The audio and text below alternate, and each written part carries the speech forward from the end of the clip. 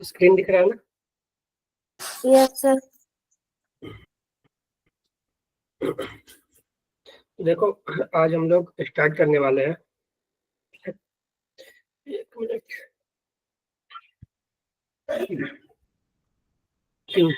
Magnetic material, ठीक है। देखो, ये टॉपिक ना थोड़ा सा थियोरिटिकल टॉपिक है, ठीक है। कुछ फार्मूलाज भी है, ठीक है ना, जिससे कि क्वेश्चन आते हैं। और ये एक तरह से मान लो तो समझने में थोड़ा परेशानी करता है ये टॉपिक, ठीक है ना, क्योंकि इसमें नए नए टर्म्स आते हैं। और जो कि टर्म्स पीछे जो हम लोग पीछे जो टर्म्स पढ़े हैं उससे थोड़ा सा रिलेटेड आते हैं, ठीक है। तो थोड़ा सा दिक्कत होगा, ठीक है ना, लेकिन हम लोग कोशिश करेंगे कि जो भी दिक्कत हो रही है समझने में, जितना भी मतलब जो भी डाउट है सब क्लियर कर ले इसमें, ठीक है ना। तो जहाँ भी अगर लगे कि ये चीज कैसे आया, ठीक है, ये कैसे हो रहा है, ठीक है ना, तो वो तुम लोग पूछ सकते हो। Okay, yes sir. समझे? Yes sir. चलो, तो देखो, मैग्नेटिक मटेरियल में ना हम लोग जनरली पढ़ने वाले हैं कि कोई भी मटेरियल को जब हम मैग्नेटिक फील्ड में रखेंगे तो वो मटेरियल कैसे बिहेव करेगा, क्लियर? तो बिहेवियर ऑफ मैग्नेटिक फील्ड से अलग अलग मटेरियल को रखकर देखा गया, ठीक है। फैराडे ने ही ये एक्सपेरिमेंट भी किया था कि अलग अलग मटेरियल को रख के देखा गया, तो पाया गया कि 3 तरह के मटेरियल पाया जाता है जो कि मैग्नेटिक फील्ड से अलग अलग तरह से इफेक्ट उस पर करता है, ठीक है। 3 अलग अलग तरह के मटेरियल देखा गया जिसका कि अलग अलग इफेक्ट मैग्नेटिक फील्ड में होता है, ठीक है। तो उसमें जो अलग अलग मटेरियल था, उसमें एक था डायामैग्नेटिक, ठीक है, दूसरा पैरा, ठीक है, तीसरा फेरोमैग्नेटिक। ओके, तो हम लोग सबसे पहले इसके बारे में पढ़ेंगे कि पैरा डाया फेरो क्या होता है, ठीक है। उसके बाद हम लोग उसको जब हम मैग्नेटिक फील्ड में रखेंगे, ठीक है, तो उसका इफेक्ट क्या क्या होगा वो हम लोग देखेंगे। क्लियर है? ये क्लियर है ना क्या पढ़ने वाले हम लोग? तो इससे देखो, एक क्वेश्चन इससे रहता है, ठीक है ना। अगर जेईई मेन वगैरह की बात करें तो इससे एक क्वेश्चन रहता है, या तो थियोरेटिकल है या न्यूमेरिकल पूछ रहे, ठीक है ना। तो एक Yes, क्वेश्चन रहेंगे इससे, तो या तो थ्योरी पूछ ले, क्योंकि थ्योरी ही है इसमें ज्यादा इसमें थ्योरी ही है, या तो थ्योरी पूछ ले या न्यूमेरिकल पूछे, ठीक है। लेकिन एक क्वेश्चन रहेगा, ज्यादा चांस है कि एक क्वेश्चन रहेगा। तो हम लोग जो देखने वाले हैं उसमें देखो, हम लोग ने रिकैप में अगर हम देखें तो हम लोग जो मान लो कोई भी चार्ज पार्टिकल मान लो एक चार्ज पार्टिकल किसी सर्कल में मूव करता है, ठीक है। एक चार्ज पार्टिकल क्यू किसी सर्कल में v वेलोसिटी से मूव करता है, तो इसके कारण हम लोग मैग्नेटिक मोमेंट लिखे थे ना। जो मैग्नेटिक मोमेंट होता है वो मैग्नेटिक मोमेंट क्या होगा, I इंटू एरिया वेक्टर, ठीक है। Magnetic moment I into area vector. और यहाँ पे जो एरिया वेक्टर अगर रेडियस r है, ठीक है, तो एरिया तो हो जाएगा पाई आर स्क्वायर। और करंट लिखना मैंने सिखाया था कि करंट कैसे लिखते हैं। कोई भी चार्ज फ्लो करता है तो करंट जो होता है I equal to Q by time, और जो टाइम होगा यहाँ पे वो हो जाएगा कितना चला, 2 पाई आर चला एक पीरियड में, और किस वेलोसिटी से चला, डिस्टेंस बाई टाइम। तो ये जो आई हो जाएगा Q B by 2 pi R, ठीक है। तो यहाँ से एक मैग्नेटिक मोमेंट आ जाएगा। मैग्नेटिक मोमेंट की अगर मैग्नीट्यूड की बात करें तो आई के जगह आ जाएगा Q B upon 2 pi R into area जो हो जाएगा पाई आर स्क्वायर, ठीक है। तो देखो, पाई से पाई गया, आर से एक आर गया, तो ये आ गया मैग्नेटिक मोमेंट कितना आ गया, क्यू बी आर बाई 2, ये आ गया ना, ये रहा ये। तो ये मैग्नेटिक मोमेंट आ गया। तो यहाँ पे देखो कि एक चार्ज पार्टिकल जब मूव कर रहा है तो वो मैग्नेटिक मोमेंट प्रोड्यूस कर रहा है, और इस मैग्नेटिक मोमेंट के कारण कुछ मैग्नेटिक फील्ड भी होगा, ठीक है। जब मैग्नेटिक मोमेंट आया तो मैग्नेटिक मोमेंट डाइपोल के कारण फील्ड हम हर एक पोजीशन पे निकालना सीखे थे ना, इक्वेटोरियल पोजीशन पे, एक्सियल पोजीशन पे, या किसी भी जनरल पोजीशन पे, ठीक है। तो मान लो अगर चार्ज अगर सर्कुलर ऑर्बिट में मूव कर रहा है तो वो मैग्नेटिक डाइपोल प्रोड्यूस हो रहा है उससे, और उससे क्या हो रहा है कि मैग्नेटिक फील्ड प्रोड्यूस हो रहा है, ठीक है ना। तो देखो, जितना भी मटेरियल है, जितना भी सबस्टेंस है, तो उसमें क्या है, उसमें एटम्स है ना, जो भी सबस्टेंस है उसमें क्या है, एटम्स है, ठीक है। और एटम्स में क्या होता है, न्यूक्लियस होता है, सेंटर पे न्यूक्लियस, और उसके चारों तरफ क्या होता है, इलेक्ट्रॉन्स घूम रहे होते हैं ना, Yes, sir. Yes, electron sir. घूम रहे होते हैं। यानी कि जो भी सबस्टेंस है उसमें कुछ ना कुछ मैग्नेटिक मोमेंट होगा, कुछ ना कुछ अगर मैग्नेटिक मोमेंट होगा, हो सकता है ना ऐसा, Yes, बोलो sir. जी, बोलो, मैग्नेटिक मोमेंट हो सकता है ना, Yes, sir. ठीक है। तो अगर मैग्नेटिक मोमेंट हो सकता है तो ये बताओ कि अगर मैग्नेटिक मोमेंट हो सकता है तो वहां पे मैग्नेटिक मोमेंट बहुत ज्यादा होगा ना, क्योंकि वहां पे एटम्स बहुत ज्यादा हैं, कोई भी सबस्टेंस में बहुत सारे एटम्स होते हैं, बहुत सारे एटम्स से मिलकर बने होते हैं, बोलो, Yes, sir. ठीक है। Yes, sir. तो वही है, आज हम लोग देखेंगे कि जो भी सबस्टेंस है उसके पास कितना मैग्नेटिक मोमेंट है, ठीक है, क्या है मैग्नेटिक मोमेंट, अगर उस सबस्टेंस को हम किसी एक्सटर्नल मैग्नेटिक फील्ड में रखेंगे तो क्या होगा, क्लियर है, Yes, sir. ठीक है। Yes, sir. तो पहले हम लोग सबसे पहले कुछ चीज डिफाइन कर लेते हैं। तो सबसे पहले अपने पास है डायामैग्नेटिक सबस्टेंस, डायामैग्नेटिक सबस्टेंस, ठीक है। एक आया अपना पहला डायामैग्नेटिक सबस्टेंस। तो देखो डायामैग्नेटिक सबस्टेंस क्या होता है, यहाँ पे एक बना ले, मान लो ये अपने पास डायामैग्नेटिक सबस्टेंस या मटेरियल है, ठीक है, ये। तो डायामैग्नेटिक में क्या होता है ना कि इसका हर एक एटम का इंडिविजुअल डाइपोल मोमेंट जीरो होता है, ठीक है। इंडिविजुअल डाइपोल मोमेंट क्या होता है, जीरो होता है, ये डॉट डॉट का मतलब जीरो है, ठीक है ना, डाइपोल मोमेंट है ही नहीं, ये नल वेक्टर की तरह है, ठीक है ना। अगर डाइपोल मोमेंट होगा तो हम एरो से डिनोट करेंगे उसको, ठीक है। तो इसमें क्या होता है ना कि डायामैग्नेटिक सबस्टेंस जो होता है ना, उसके हर एक एटम का इंडिविजुअल डाइपोल मोमेंट क्या होता है, जीरो होता है, समझ आया, Yes, sir. ठीक है। हर एक एटम का क्या होगा, अपना डाइपोल मोमेंट जीरो होगा, यहाँ पे लिख देते हैं कि dipole moment, dipole moment of each atom will be zero, ठीक है, विल बी जीरो, जीरो, ठीक है। हर एक एटम का डाइपोल मोमेंट क्या होता है, जीरो होता है।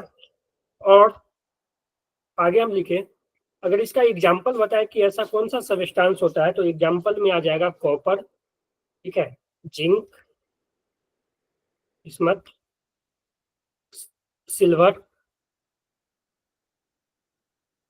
या ऐसे NaCl भी ले सकते हैं, NaCl, ठीक है, वाटर, वाटर भी अपना डायमेग्नेटिक सबस्टेंस है, ठीक है। तो ये सब इसका एग्जांपल हुआ है। इस सब का क्या होता है कि इंडिविजुअल एटम का डाइपोल मोमेंट क्या होता है, जीरो होता है, समझ आया। Yes, sir. Yes, sir. तो यानी एम इंडिविजुअल, ठीक है, एम इंडिविजुअल क्या हो जाएगा इसका, जीरो, हम ऐसा लिख सकते हैं ना इसको, M individual equal to zero, ठीक है, इंडिविजुअल मैग्नेटिक मोमेंट जीरो। अगर हम ऐसा करें कि इस मटेरियल को किसी एक्सटर्नल मैग्नेटिक फील्ड में रखें, ठीक है, एक्सटर्नल मैग्नेटिक फील्ड में रखें, तो ये क्या होता है कि मान लो एक एक्सटर्नल मैग्नेटिक फील्ड अपने पास इधर है, इस डायरेक्शन में, तो इसको कोई और कलर से ले लेते हैं कि अपने पास जो एक्सटर्नल मैग्नेटिक फील्ड है इस डायरेक्शन में बी एक्सटर्नल है, ठीक है, और इसी मैग्नेटिक फील्ड में ये रखा हुआ है, मान लो ऐसा, एक यहाँ से और एक यहाँ से ले ले, बी एक्सटर्नल, ये बी एक्सटर्नल में ये मैग्नेटिक फील्ड में रखा हुआ है।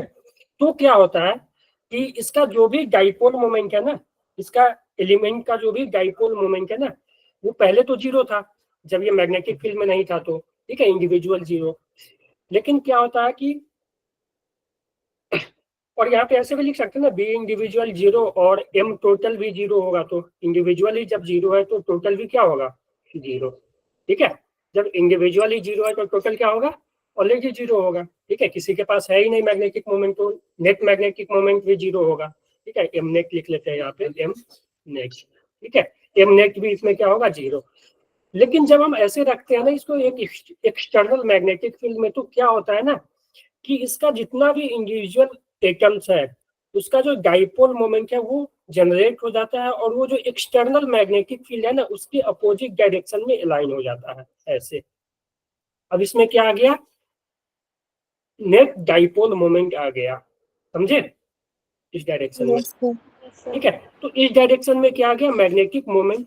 तो अगर हम इस पूरे रीजन में बात करें तो क्या होगा कि इसको अभी यहीं पे रहने देते हैं, ठीक है। ऐसा समझ ही लेते हैं कि ये बी एक्सटर्नल है, और यहाँ पे क्या होगा कि जब नेट डाइपोल मोमेंट आ गया तो एक इसमें क्या होगा, देखो ये डाइपोल मोमेंट इंड्यूस हुआ है, और इस इंड्यूस होने के कारण देखो सबका डायरेक्शन ही जा रहा है, यानी नेट डाइपोल मोमेंट इस डायरेक्शन में आ गया।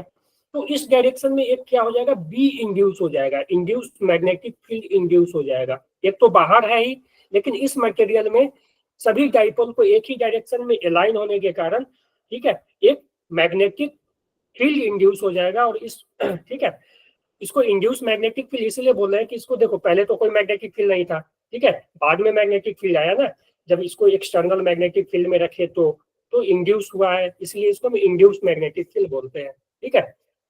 तो बी इंड्यूस हो जाएगा, और ये जो बी इंड्यूस होगा ना ये अपोजिट होगा किसके, एक्सटर्नल के। B induce is opposite to B external, ठीक है। बी एक्सटर्नल के क्या होगा, अपोजिट होगा, समझ गए। Yes, Yes, sir. sir. तो अगर हम इसके अंदर की बात करें, अगर हम इसके अंदर देखें, ठीक है, पहले देखो अंदर, पहले तो एक बाहर वाला एक्सटर्नल है और एक इंड्यूस हो गया। तो अगर हम बी नेट की बात करें, अंदर जो बी नेट इनसाइड होगा, अगर इनसाइड ऑफ मटेरियल की बात करें, इनसाइड ऑफ मटेरियल या इनसाइड ऑफ सब्सटेंस, तो बी नेट क्या हो जाएगा, बी नेट क्या हो जाएगा, B external minus B induced, बोलो, Yes, sir. हो जाएगा ना।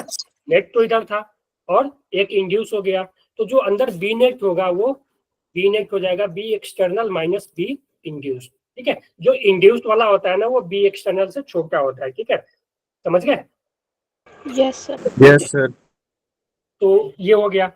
अब होगा क्या कि देखो ये जो एक्सटर्नल फील्ड है ना, ये एक्सटर्नल फील्ड जो इंड्यूस हुआ है वो एक्सटर्नल फील्ड को क्या कर रहा है, अपोज कर रहा है, ठीक है। एक्सटर्नल फील्ड को क्या कर रहा है, वो अपोज कर रहा है, समझ आया। तो या हम ऐसे बोल सकते हैं कि डायामैग्नेटिक सब्सटेंस जो है ना वो एक्सटर्नल मैग्नेटिक फील्ड को रिपेल कर रहा है, हम लोग ऐसा भी बोल सकते हैं। ऐसे बोल सकते हैं कि diamagnetic substance, diamagnetic substance, ठीक है, रिपेल एक्सटर्नल मैग्नेटिक फील्ड, ठीक है ना। Diamagnetic substance repel external magnetic field,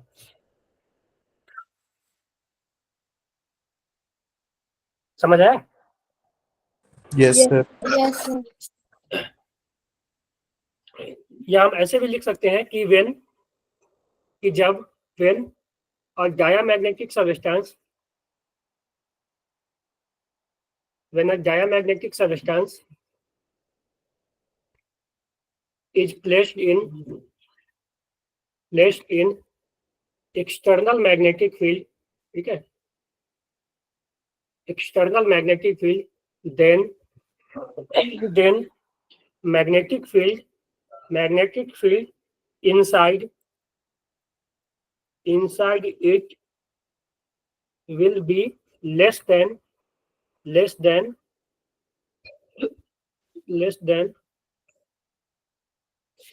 let be external, ठीक है, समझ आया। Yes.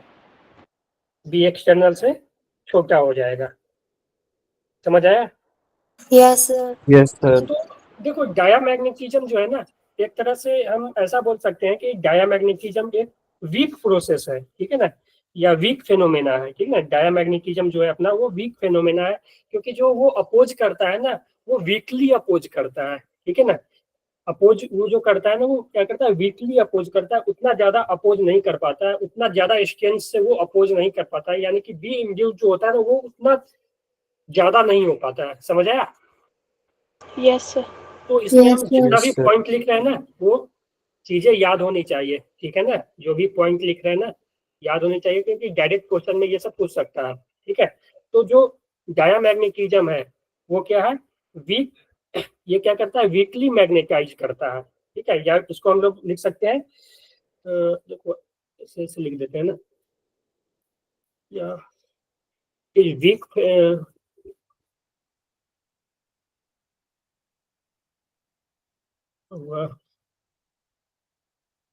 ठीक है, वीकली मैग्नेटाइज। देखो हुआ क्या, पहले तो इसमें कोई भी मैग्नेटिक मोमेंट नहीं था, अब मैग्नेटिक मोमेंट आ गया, और ये जो मैग्नेटिक मोमेंट आया वो वीक मैग्नेटिक मोमेंट आया, ठीक है। इसलिए हम लोग लिखे ये वीकली मैग्नेटाइज, ठीक है।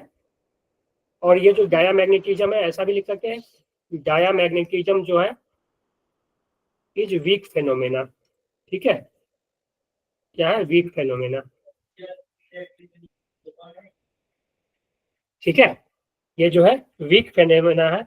और ऐसे लिख सकते हैं, material material repel repels B external, B external को मटेरियल क्या कर रहा है, रिपेल कर रहा है, समझ गए।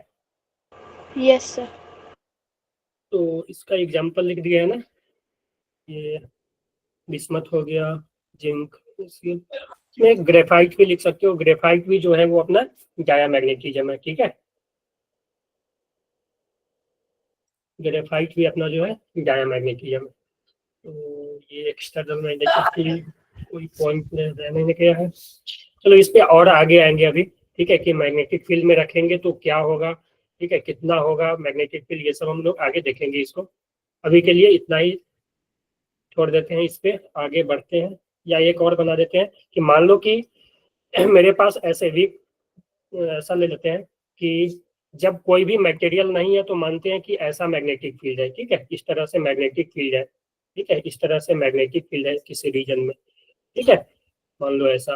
अब हम लोग क्या करें कि एक मटेरियल को लाकर यहाँ पे रख दे रहे हैं, मान लो कि ये डायामैग्नेटिक मटेरियल है, ठीक है, डाया मैग्नेटिक मटेरियल। तो ये क्या करेगा, ये फील्ड को रिपेल करेगा, ऐसे हो जाएगा फील्ड, ठीक है, फील्ड को क्या करेगा, रिपेल करेगा,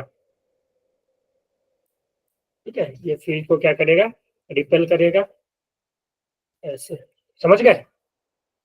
Yes, sir.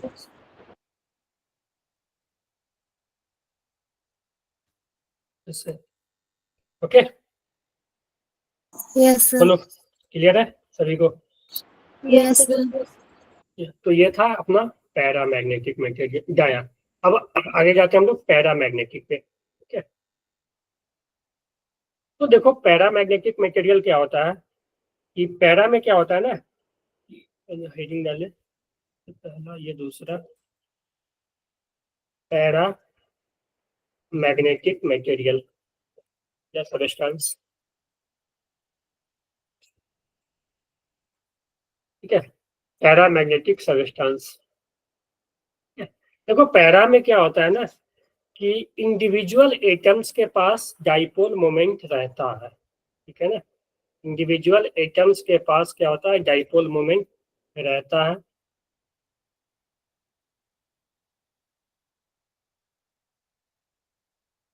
ठीक है, इंडिविजुअल एटम्स के पास डाइपोल मोमेंट रहता है कुछ, ठीक है, और वो रैंडम डायरेक्शन में रहता है, ठीक है ना, वो क्या होता है, रैंडम डायरेक्शन में रहता है, ठीक है। और इस रैंडम डायरेक्शन में रहने से क्या होता है ना, कि इसका ऐसे लिखे, एम इंडिविजुअल वो तो जीरो नहीं है, ठीक है, M individual magnetic moment individual तो जीरो नहीं है, लेकिन ये सब रैंडम डायरेक्शन में है, तो ये एवरेज आउट क्या हो जाता है, नेट क्या हो जाता है, जीरो हो जाता है, ठीक है। तो इसमें भी नेट मैग्नेटिक मोमेंट जीरो ही होता है, ठीक है, डाया और पैरा दोनों में नेट मैग्नेटिक मोमेंट जीरो ही होता है, समझ गए। सर 0 क्यों Yes, होगा? sir. देखो ये सब ना होता क्या है ना कि इसमें होता क्या है ना कि सब देखो सबका डायरेक्शन अलग अलग है, ठीक है, सबका डायरेक्शन अलग अलग है। तो ऐसा होता है ना कि एक दूसरे को आपस में ये कोई ना कोई कैंसिल करते रहता है और ये नेट क्या कर देता है, 0 कर देता है ये, ठीक है। ये एक्सपेरिमेंटली देखा गया है, समझे।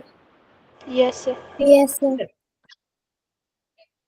इसमें एक और पॉइंट लिख दे क्या, जो कि एक क्वेश्चन भी बन सकता है कि चलो आगे ही लिख देंगे इस दोनों में साथ ही। तो एम नेट क्या हो गया, 0 हो गया। अब इसको अगर किसी magnetic field, external magnetic field में रखोगे ना, तब क्या होगा, यहाँ पे एक मिनट, ये था, ठीक है, यहाँ पे लिख देते हैं। each atom has each atom have some dipole moment, some magnetic moment लिख देते हैं, some magnetic moment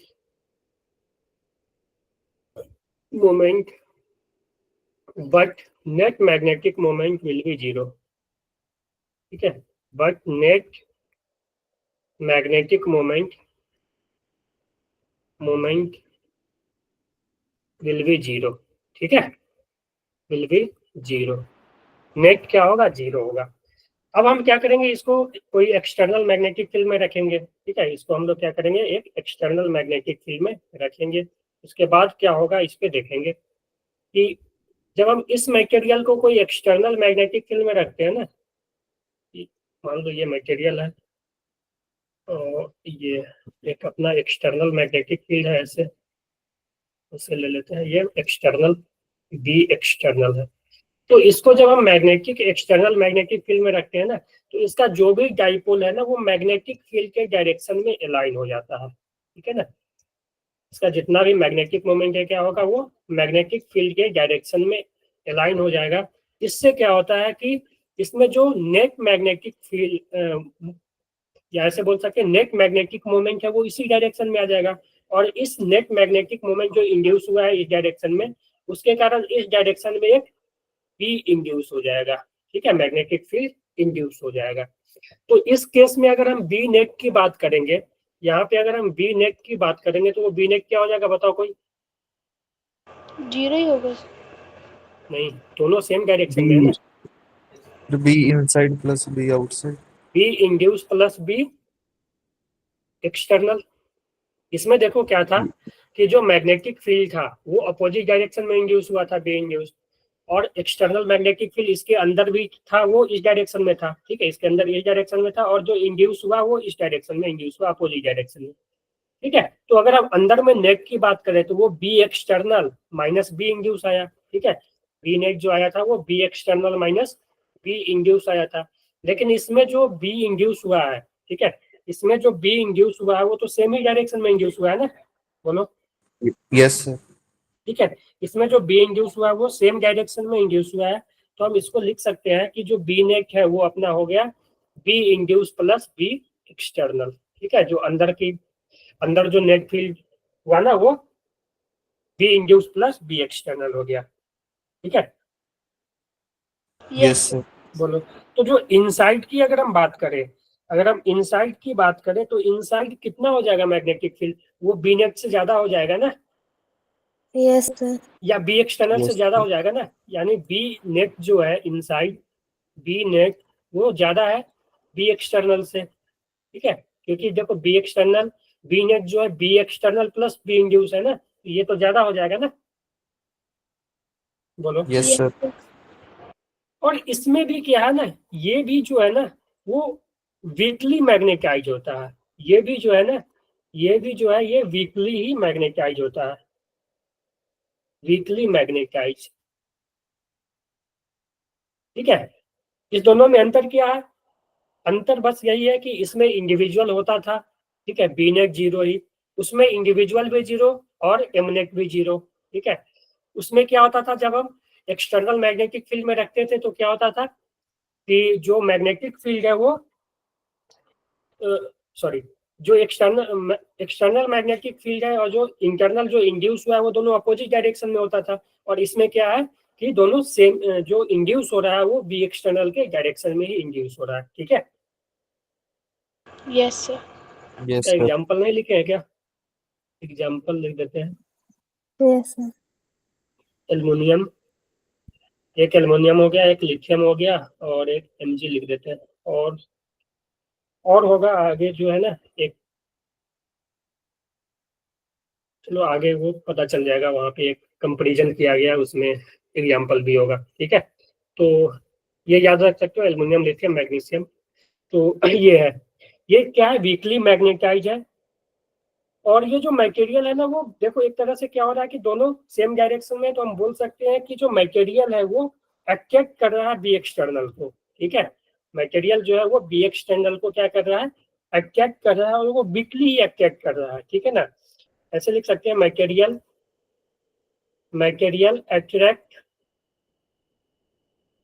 attracts, material gets weakly attracted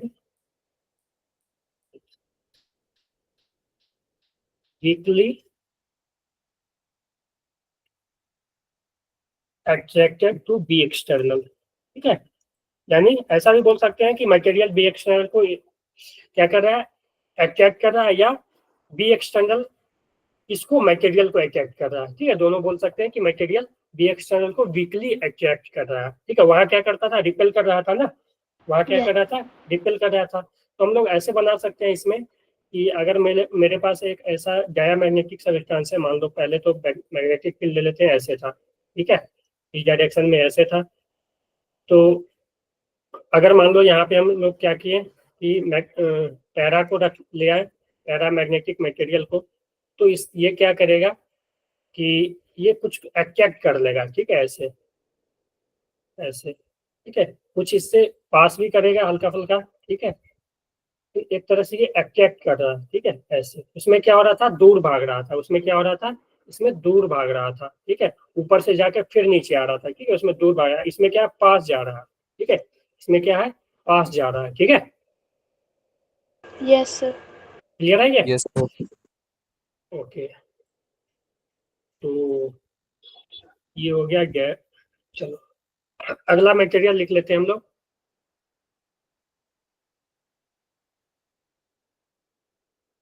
ferromagnetic, ठीक है। इसे लिख लेते हैं, कॉज ऑफ, ये पैरा ही है ना, यस सर। पैरामैग्नेटिक, ठीक है। देखो कॉज ऑफ पैरामैग्नेटिज्म, ठीक है, तो इसका कारण क्या है। तो पैरामैग्नेटिज्म का जो कारण होता है ना, वो होता है स्पिन, ठीक है, स्पिन मोशन ऑफ इलेक्ट्रॉन, ठीक है। ये केमिस्ट्री में पढ़ोगे, स्पिन, ऑर्बिटल स्पिन वगैरह, ठीक है। स्पिन मोशन ऑफ, को याद ही कर लेना, अगर नहीं पता है तो याद ही करना ही होगा इसको, ठीक है।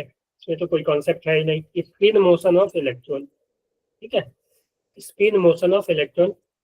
डाया का जो, यही था ना डाया वाला, हाँ, इसका जो कॉज है,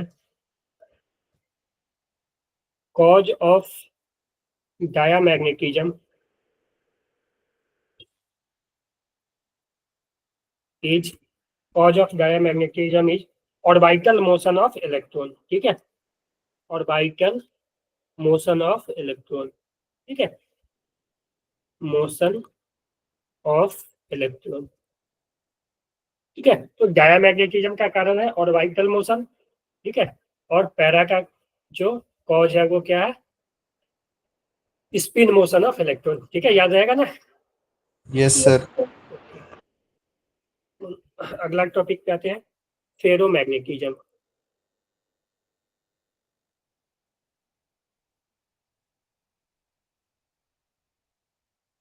ठीक है।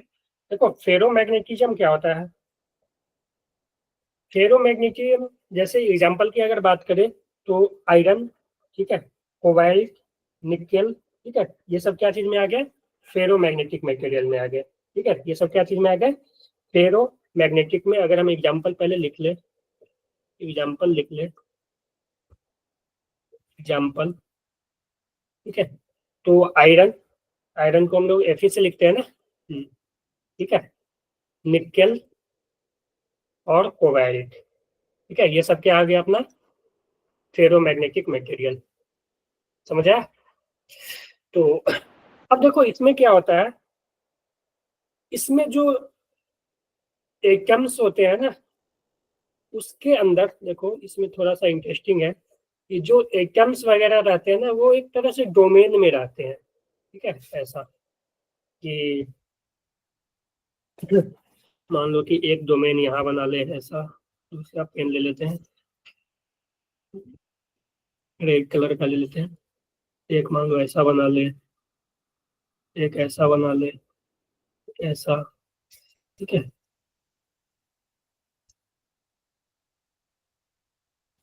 ठीक है, इस तरह का डोमेन बना रहता है, और इसमें जो है वो अलाइनमेंट रहता है, जो मैग्नेटिक मोमेंट है ना, हर एक डोमेन में जो है मैग्नेटिक मोमेंट सेम डायरेक्शन में अलाइन होता है। मान लो इसमें ऐसे है तो ऐसे ही रहेगा, इसमें मान लो नीचे की तरफ है तो नीचे की तरफ ही रहेगा, इसमें मान लो ऊपर की तरफ है इस तरह से तो ऊपर ही। तो हर एक डोमेन में क्या है, मैग्नेटिक मोमेंट अलाइन रहते हैं, ठीक है। सर एक दूसरे को कैंसिल नहीं कर? एक मिनट बताओ,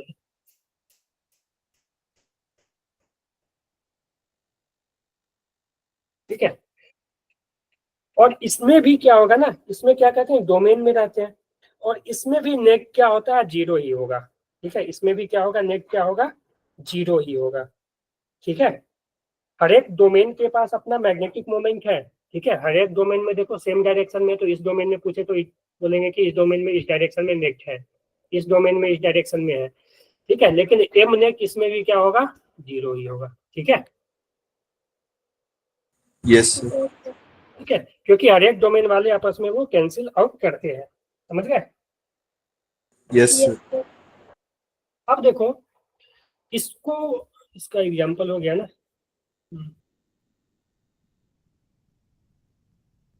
अब इसको अगर हम किसी एक्सटर्नल मैग्नेटिक फील्ड में रखें तो क्या होता है ना कि देखो ये तो पहले से ही, देखो हर एक डोमेन वाला पहले से अलाइन है, तो इसको अगर थोड़ा सा भी कम मैग्नेटिक फील्ड में, यानी जिस मैग्नेटिक फील्ड का स्ट्रेंथ थोड़ा भी कम रहेगा ना, उसमें भी रखोगे ना, तो ये क्या होगा, स्ट्रांगली क्या होगा, एक डायरेक्शन में अलाइन हो जाएगा, ठीक है।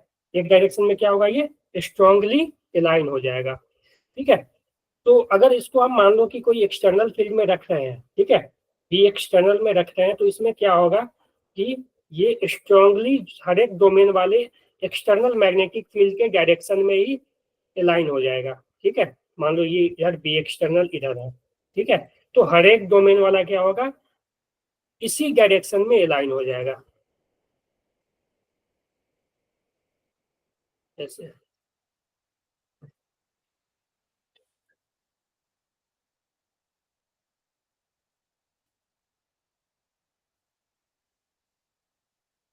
ऐसे मान लो ये भी हो गया, ये भी हो गया, ठीक है। हर एक क्या हो जाए, सभी डोमेन वाले एक ही डायरेक्शन में अलाइन हो जाएगा, ठीक है। तो हम लोग ऐसे बोल सकते हैं स्ट्रांगली अलाइन, ठीक है, इसको क्या बोल सकते हैं, या ऐसे बोल सकते हैं स्ट्रांगली मैग्नेटाइज, ठीक है। इसको क्या बोल सकते हैं हम, जो है ये स्ट्रांगली मैग्नेटाइज, ठीक है। स्ट्रांगली क्या है, मैग्नेटाइज हो गया। और या ऐसे भी बोल सकते हैं ये स्ट्रांगली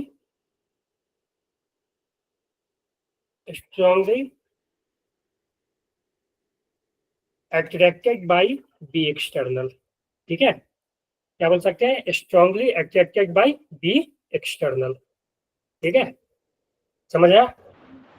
यस क्या सर। हम ऐसा अगर लिखें कि मान लो कि एक डायामैग्नेटिक पैरामैग्नेटिक, ये सॉरी फेरोमैग्नेटिक सबस्टेंस है, तो अगर मैग्नेटिक फील्ड हॉरिजॉन्टल मान लो था, तो सब मैग्नेटिक फील्ड इसमें ऐसे ऐसे लाइन होते हुए, ठीक है, ये सभी को क्या करेगा, इससे पास ऐसे करते हुए जाएगा, ठीक है, समझ आया। Yes, sir. सर ये डोमेन आयरन निकल और कोबाल्ट में ही क्यों बनते हैं, बाकी मेटल में क्यों क्यों नहीं बनते सर? ये प्रॉपर्टी है मटेरियल का, ठीक है, ये सब एक्सपेरिमेंटली देखा गया है वहाँ, समझ गए? Yes sir. ओके। और इसका जो देखो, इसका जो कारण है ना, इसका जो कारण है, ठीक है, कारण या क्या हम लोग बोल सकते हैं, कॉज, ठीक है, इसका जो कॉज है वो है फॉर्मेशन ऑफ डोमेन, ठीक है, फॉर्मेशन ऑफ डोमेन, ठीक है, फॉर्मेशन ऑफ डोमेन्स, ठीक है, जो भी डोमेन फॉर्म हुआ उसके कारण ये फेरोमैग्नेटिक प्रॉपर्टी शो कर रहा है, समझ गए? Yes sir. ओके, क्लियर है ना ये? Yes sir. बोलो, सीखो। Yes, एक sir. मिनट में पीछे देख लेता हूँ आप लोगों को।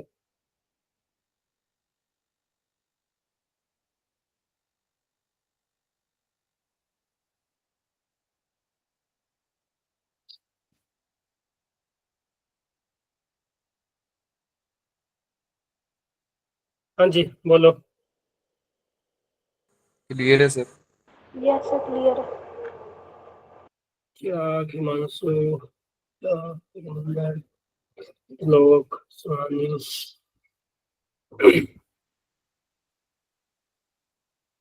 हाँ जी, बोलो आप लोग, किसी को कुछ दिक्कत इसमें? No, sir. No sir. ठीक है, चलो, ये क्लियर है ना, आगे बढ़े यहाँ से? Yes, sir. ओके, अब देखो,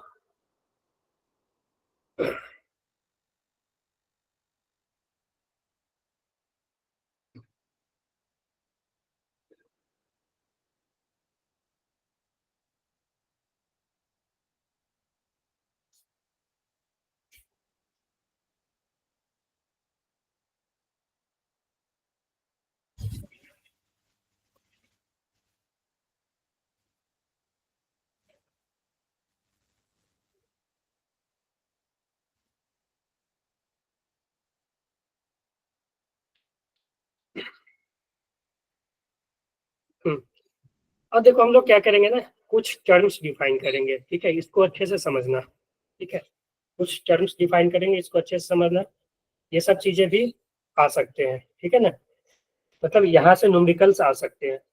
तो तीन या चार टर्म्स आएगा, उसको देखना कि पहला अपना जो टर्म्स है वो है, देखो, जो भी एक्सटर्नल मैग्नेटिक फील्ड से हम लोग मैग्नेटाइज कर रहे थे ना, उस सब का यहाँ पे अलग अलग नाम दिया गया है, ठीक है, और यहाँ पे डायरेक्ट वो मैग्नेटिक फील्ड नहीं देगा, ठीक है, क्वेश्चन और में भी पूछेगा ना, तो वहाँ पे तुम्हें यूनिट से देखना पड़ेगा कि ये मैग्नेटिक फील्ड दिया गया है या जो अभी हम लोग डिफाइन करेंगे वो दिया हुआ है, ठीक है, अगर वो दिया हुआ है उससे अगर मैग्नेटिक फील्ड कितना इंड्यूस हुआ या बाहर वाला मैग्नेटिक फील्ड जो उसको मैग्नेटाइज कर रहा था, ठीक है, जो भी अभी मटेरियल को देखे बाहर वाला मैग्नेटिक फील्ड मैग्नेटाइज कर रहा था, वो कैसे निकालेंगे, तो उस सब के बारे में अभी हम लोग देखेंगे, समझे? तो इसमें सबसे पहला टर्म आता है एक, वो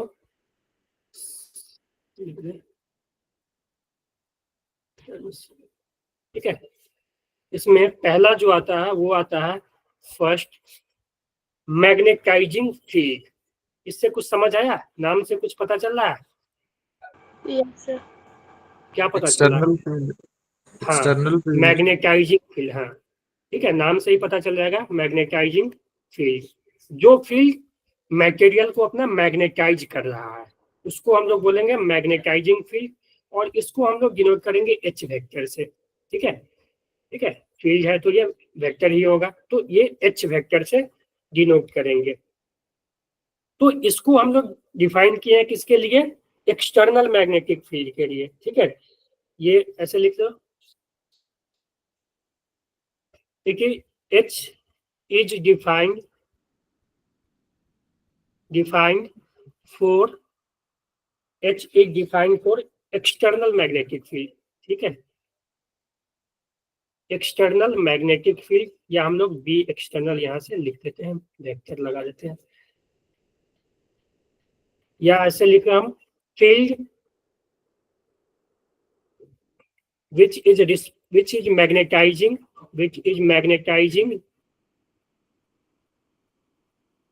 magnetizing the substance, ठीक है, जो सब्सटेंस को मैग्नेटाइज कर रहा फील्ड, उसी फील्ड को क्या बोलेंगे हम, एच वेक्टर या मैग्नेटाइजिंग फील्ड।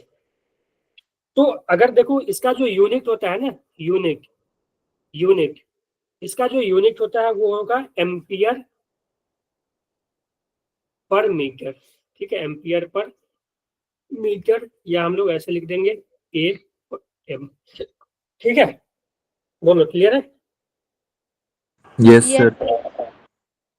ये अब देखो जैसे कि नाम पता क्या, एम्पियर मीटर है, तो इससे पता चला ये तो फील्ड तो नहीं है। फील्ड हम लोग डिफाइन किए तो फील्ड का यूनिट या तो टेस्ला होता था, ठीक है, या तो टेस्ला होता था, या वेबर पर मीटर स्क्वायर, यही लिखे थे ना। Yes, sir. तो यहाँ से अगर हमें पता चले करना पड़े कि फील्ड क्या होगा, ठीक है, कि वो जो मैग्नेटाइज कर रहा है वो फील्ड क्या है, ठीक है, तो उस फील्ड को हम लोग, मैग्नेटिक फील्ड को अगर लिखना चाहे तो B external vector equal to, वो आ जाएगा mu naught into H vector. समझ आया? और इसका Yes. जो यस यूनिट होगा, इसका जो यूनिट होगा, ये बी एक्सटर्नल का, ठीक है, ये बी एक्सटर्नल का जो यूनिट होगा वो होगा या तो टेस्ला, या तो टेस्ला या वेबर पर मीटर स्क्वायर। ठीक है, तो यूनिट से समझ जाओगे ना। अगर यूनिट में एम्पियर पर मीटर दिया हो, समझना ये एच दिया हुआ है, ठीक है। और इसमें अगर बोलेगा कि जो मैग्नेटाइजिंग फील्ड वेबर पर मीटर स्क्वायर या टेस्ला दिया हो, समझना डायरेक्ट हमें बी एक्सटर्नल दे दिया है। बोलो यस सर। क्लियर है ये Yes, sir. Magnetising field? कोई डाउट इसमें? No, sir. No sir. Okay, चलो ये हो गया।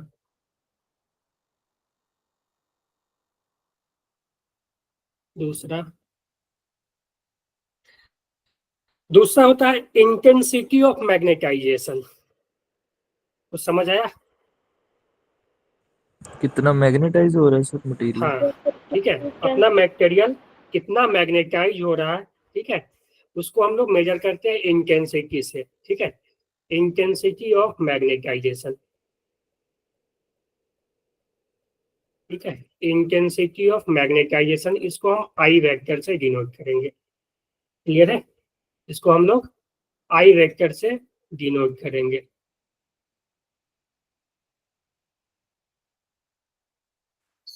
तो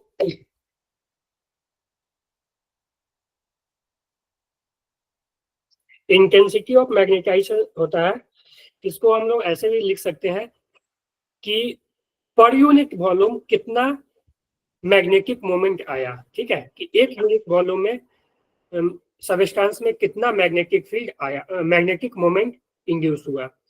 या इसको अगर हम एज ए डिफिनेशन लिखें तो इसको हम ऐसे लिख सकते हैं, total magnetic moment of material per unit volume. ठीक है, क्या लिख सकते हैं, total magnetic magnetic moment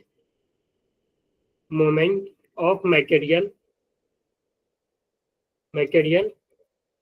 per unit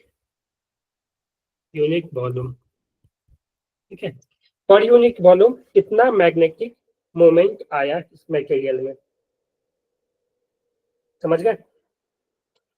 तो Yes, sir. इंटेंसिटी को हम ऐसे लिख सकते हैं, I vector equal to M vector by volume. ठीक है, इसका जो यूनिट हो जाएगा, मैग्नेटिक मोमेंट का यूनिट क्या होता है बताओ? बताए थे ना, ampere metre sir. Ampere metre square ना, तो ampere metre yes sir. Square upon metre cube, तो ये क्या आ जाएगा, एम्पियर पर मीटर ना। Yes sir. Yes, यानी sir. देखो इसका यूनिट, आई का यूनिट और एच का यूनिट सेम आया ना। Yes sir. Yes, sir. ठीक है, यानी ये किसी किसी तरह से इसी से मिलता जुलता लग रहा है ना। ठीक है, बोलो yes magnetic sir. Magnetising field. ठीक है, और ये जो है एक तरह से मान सकते हैं कि कितना मैग्नेटाइज हो गया। ठीक है, ये एक तरह से मान लो आई क्या बताएगा अपने को, आई बताएगा कि अंदर कितना मैग्नेटिक फील्ड आ चुका है। ठीक है, आई क्या बताएगा? ठीक है, it tells about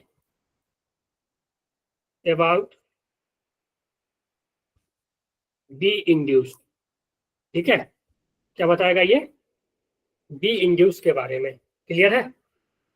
Yes, sir. और वो Yes, बी sir. इंड्यूस कितना है, ठीक है, अगर हमसे कोई पूछे कि बी इंड्यूस कितना होगा वो बताओ, तो वो बी इंड्यूस जो होगा वो B induce vector is equal to, अच्छा एक बात बताओ यहाँ से, देखो इंटेंसिटी ऑफ मैग्नेटाइजेशन और मैग्नेटिक मोमेंट की बात करें, या अभी रहने दो, ठीक है, आगे चलेंगे उसको। तो बी इंड्यूस जो है वो आ जाता है म्यू नॉट इंटू आई वेक्टर, ठीक है, बोलो। Yes, sir. तो बी इंड्यूस आ जाता है वो म्यू नॉट इंटू आई वेक्टर, क्लियर है ना। Yes, sir.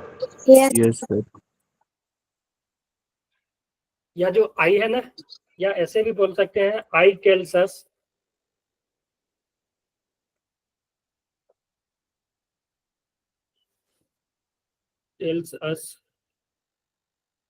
How how much a material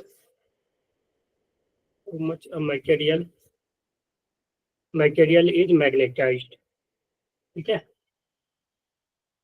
अगर किसी का आई ज्यादा आ रहा है तो वो ज्यादा मैग्नेटाइज होगा, अगर कम आ रहा है तो कम होगा। कम होगा, ठीक है, मैग्नेटाइज, Yes, sir.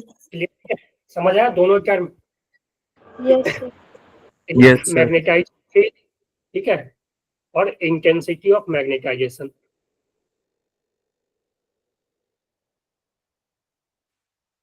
समझ गए, Yes, sir. Yes, sir. दोनों क्लियर है। Yes, sir. Yes, sir. तीसरा जो टर्म आता है वो आता है मैग्नेटिक ससेप्टिबिलिटी, ठीक है, magnetic susceptibility,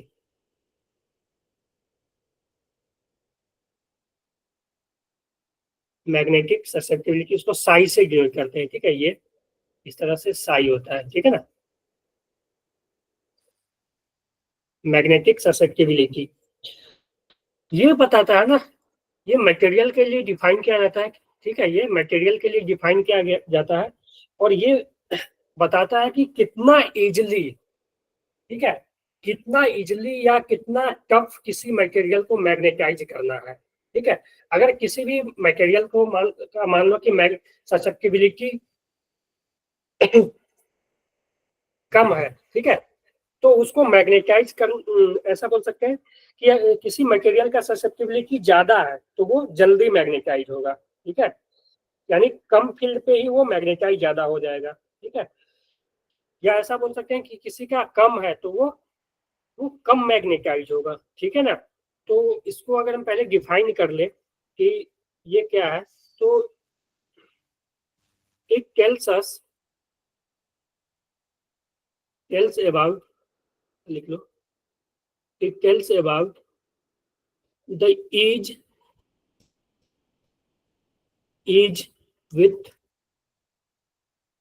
with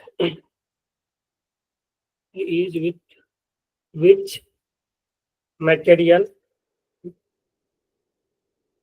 with which a material can be magnetized,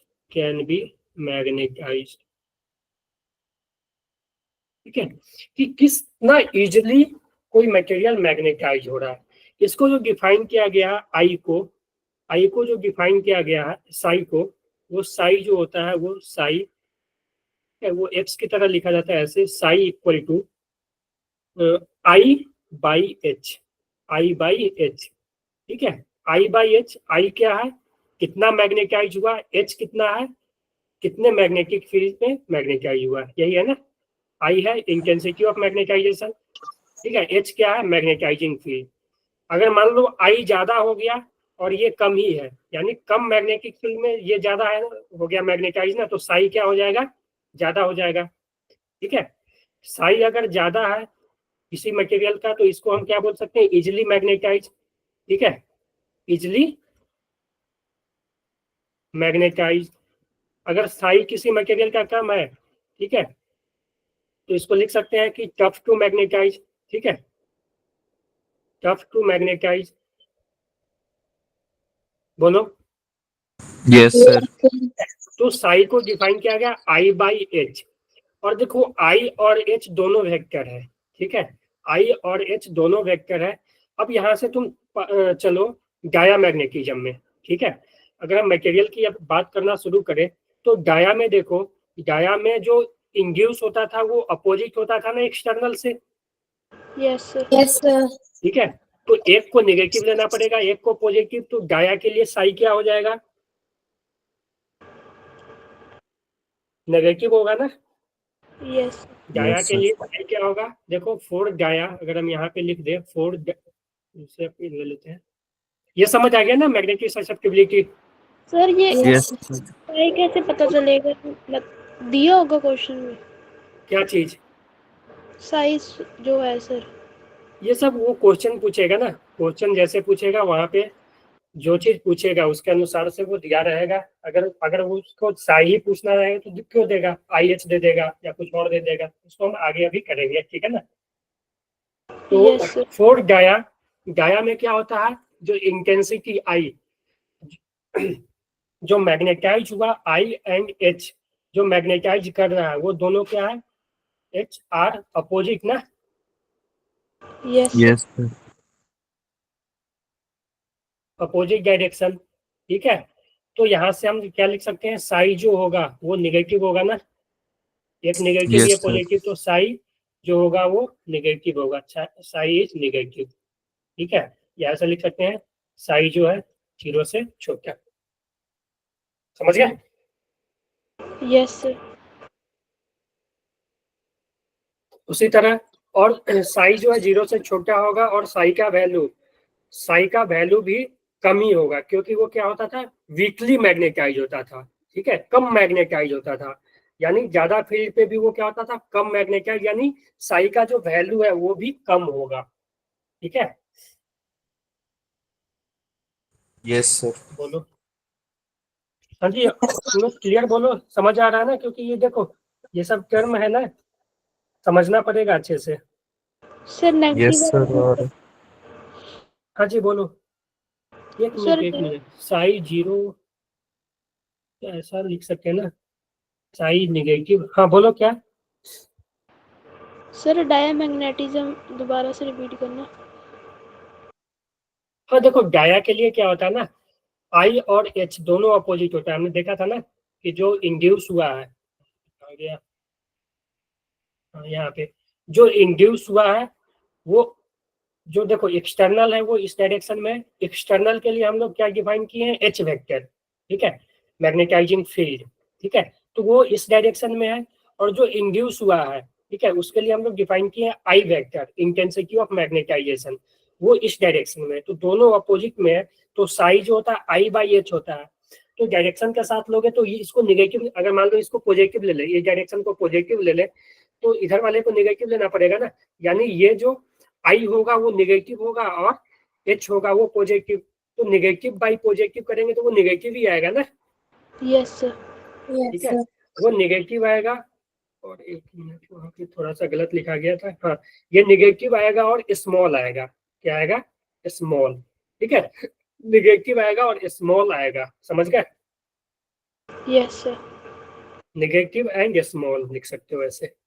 उसी तरह अगर हम पैरा की बात करें, फॉर पैरामैग्नेटिक, फॉर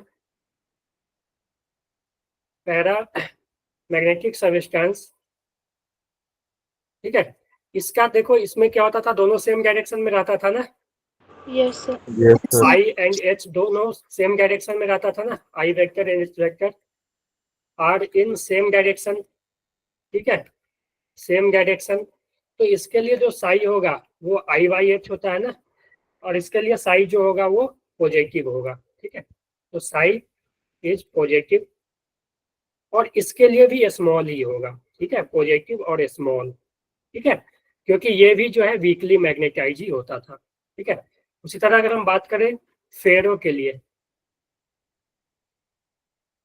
फेरोमैग्नेटिक के लिए बात करें, ठीक है, तो फेरोमैग्नेटिक में भी क्या होता था, I और H सेम ही डायरेक्शन में होता था ना, यस H सर। इन सेम डायरेक्शन, ठीक है, सेम डायरेक्शन। और ये क्या होता था, स्ट्रांगली मैग्नेटाइज होता था ना, तो इसमें भी तो अगर साई तो पॉजिटिव ही होगा और इसमें जो वैल्यू है वो लार्ज होगा। ठीक है, समझ गए? Yes sir. लार्ज होगा। बोलो, यहाँ तक क्लियर है? Yes sir. Yes, sir.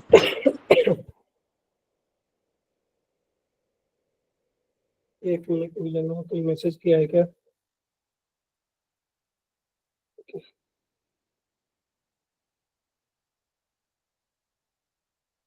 अच्छा, एक बात, अर्शप्रीत कौर इसी बैच की है ना, Arshpreet? Yes sir. Yes sir. अच्छा, कोई क्लास करती है ये? सर आपके एक भी नहीं लगाई।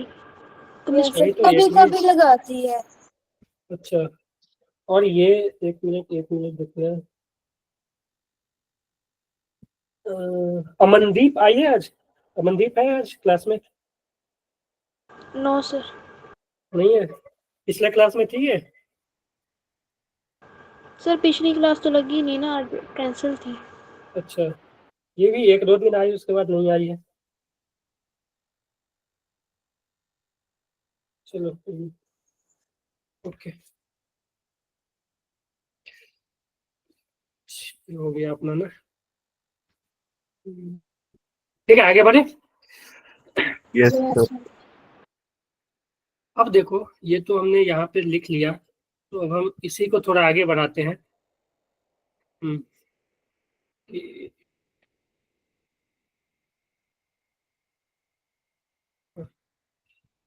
तो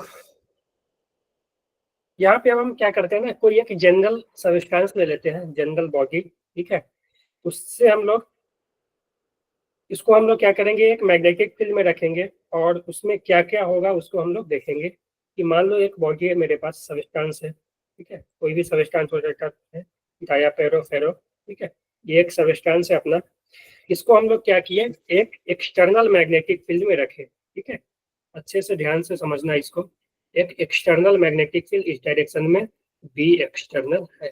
ठीक है, बी एक्सटर्नल इधर है, और बी एक्सटर्नल को हम लोग ऐसे लिख सकते हैं, एच के टर्म में म्यू नॉट एच वेक्टर लिख सकते हैं ना। Yes sir. Yes, sir. और इसमें हम लोग मान लेते हैं कि अभी सेमी डायरेक्शन में ले लेते हैं कि एक इंड्यूस मैग्नेटिक फील्ड आ गया इस तरफ, बी इंड्यूस। ठीक है, और वो बी इंड्यूस जो होगा वो होगा म्यू नॉट आई वेक्टर होगा ना। बोलो, Yes, sir. Yes sir. ये बी इंड्यूस हुआ इसमें। ठीक है, बी इंड्यूस, तो बी इंड्यूस जो है म्यू नॉट आई वेक्टर। तो अगर हम इसके अंदर बी नेट को लिखना चाहें, ठीक है, यहाँ से एक फार्मूला आएगा, उसको ध्यान से देखना।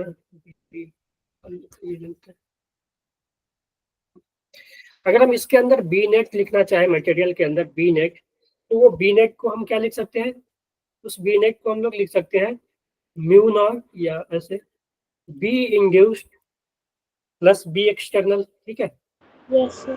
B external plus B induced. ठीक है, बी इंड्यूस्ड।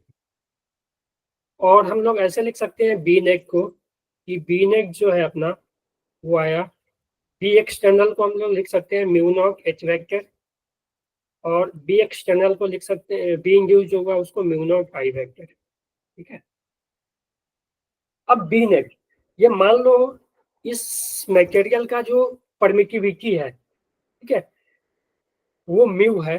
ठीक है, तो हम लोग म्यू आर को क्या डिफाइन करते थे, म्यू बाई म्यू नॉट ना।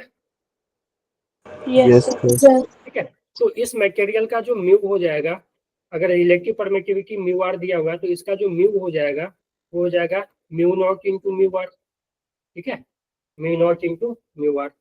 अब देखो, जो एक्सटर्नल मैग्नेटिक फील्ड है ना, उसको हम लोग ऐसे लिख सकते हैं, ये बी नेट जो है ना, उसको हम लोग ऐसे लिख सकते हैं, वो लिख सकते हैं म्यू,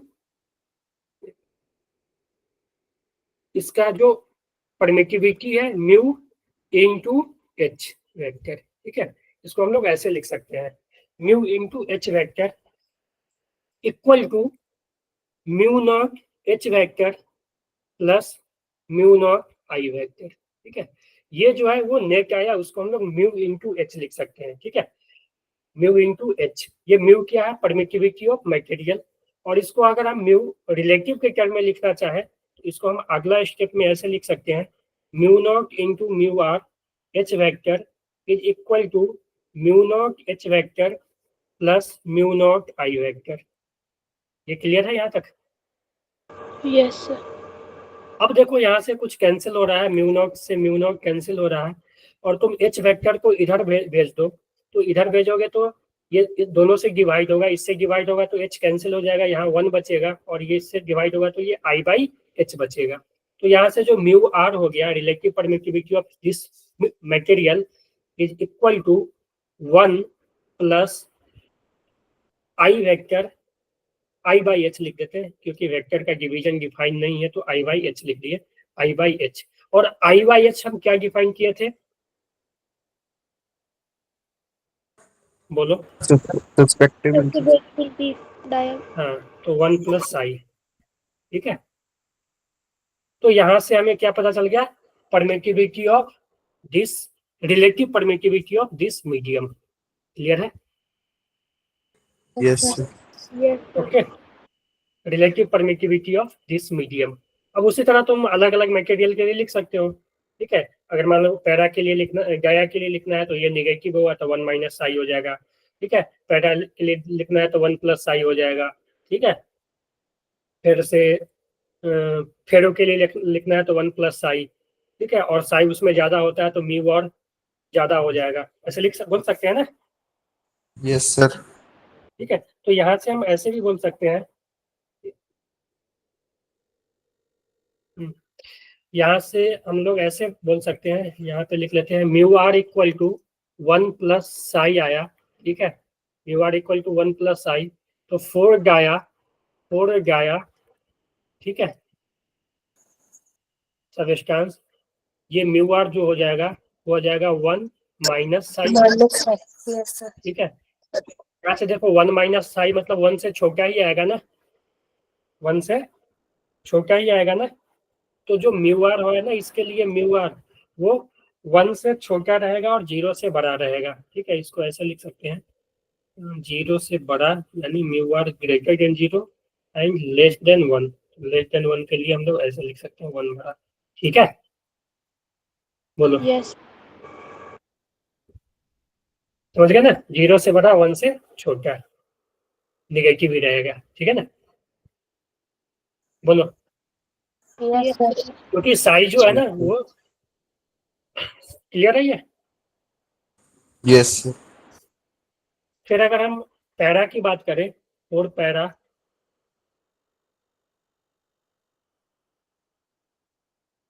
उसके लिए जो म्यू आर हो जाएगा, म्यू आर वो हो जाएगा 1 प्लस साई, है क्योंकि उसके लिए साई पॉजिटिव है।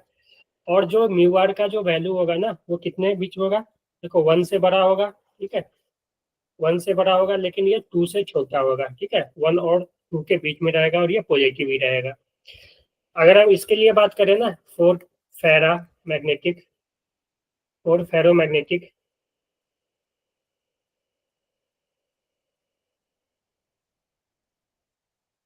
ठीक है, फेरोमैग्नेटिक की बात करें तो उसके लिए भी म्यू आर जो हो जाएगा 1 प्लस साई होगा, ठीक है, 1 प्लस साई।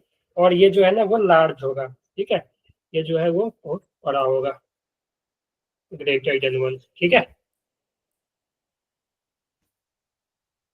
बोलो, ये 1 और 2 के बीच में रहेगा, 1 से बड़ा 2 से छोटा, ये 0 से बड़ा 1, ठीक है। क्लियर है? यस। Yes sir. ये 0 से बड़ा 1 से छोटा, ठीक है। और ये तो क्लियर है, ग्रेटर देन 1।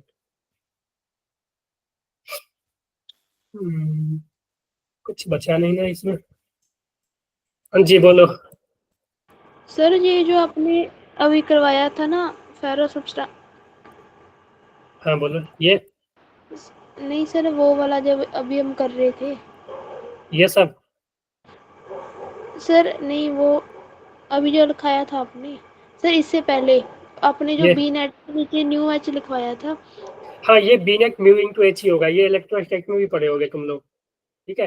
कि अगर मान लो कोई मटेरियल है, यहाँ पे भी बतलाया गया होगा कि कोई अगर मटेरियल है, ठीक है, मान लो कि एक डाइलेक्ट्रिक मटेरियल है, इसको हम लोग एक एक्सटर्नल इलेक्ट्रिक फील्ड में रखते हैं, ठीक है, तो इसमें एक इलेक्ट्रिक फील्ड इंड्यूस होता है, ठीक है, और जो ई नेट होता है ना, वो होता है ई एक्सटर्नल प्लस ई इंड्यूस, और ई नेट को हम लोग लिख सकते हैं ई इप्सिलॉन नॉट, मतलब ई आर, या ऐसे लिख सकते हैं ई आर इंटू ई, ठीक है, इस तरह से हम लोग लिख सकते हैं। तो उसी तरह से जो यहाँ पे है ना कि जो इंड्यूस हुआ है ना, उसको हम एच के टर्म में ऐसे लिख सकते हैं म्यू इंटू एच, यानी इस मटेरियल का जो परमिटिविटी है इंटू एच, ठीक है, जो एक्सटर्नल मैग्नेटिक फील्ड है उसकी, जो एक्सटर्नल मैग्नेटाइजिंग फील्ड है उसी के टर्म में अगर लिखना चाहे तो म्यू इंटू एच होगा, ठीक है।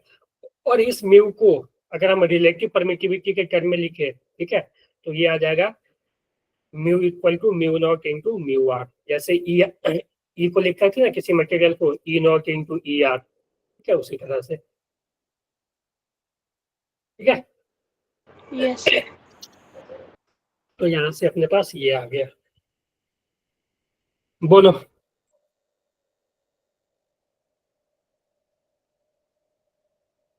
अब जी किसी को कोई दिक्कत?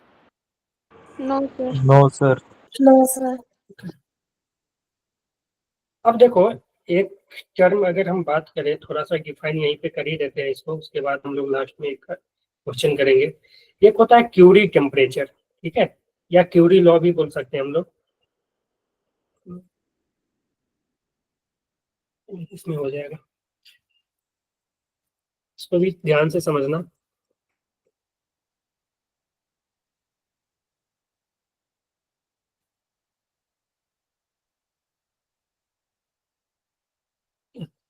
क्यूरीज लॉ,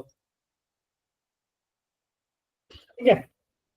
क्यूरी क्या लॉ क्या कहता है कि अगर हम ठीक है, किसी मटेरियल का टेम्परेचर बढ़ाएं, ठीक है, किसी मटेरियल, मान लो कि जहाँ पे मटेरियल रखा हुआ है वहाँ पे टेम्परेचर बढ़ा है, यानी उस मटेरियल का टेम्परेचर बढ़ा है। इफ टेम्परेचर इंक्रीज किया जाए, ठीक है, टेम्परेचर को इंक्रीज किया जाए, तो थर्मल एजिटेशन के कारण क्या होगा, डाइपोल जो होगा ना वो डिस्टर्ब होता है, ठीक है। तो ड्यू टू, ऐसा लिख देते हैं, due to thermal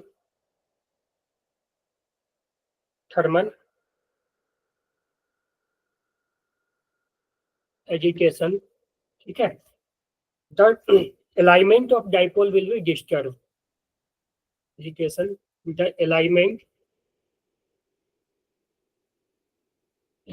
of dipoles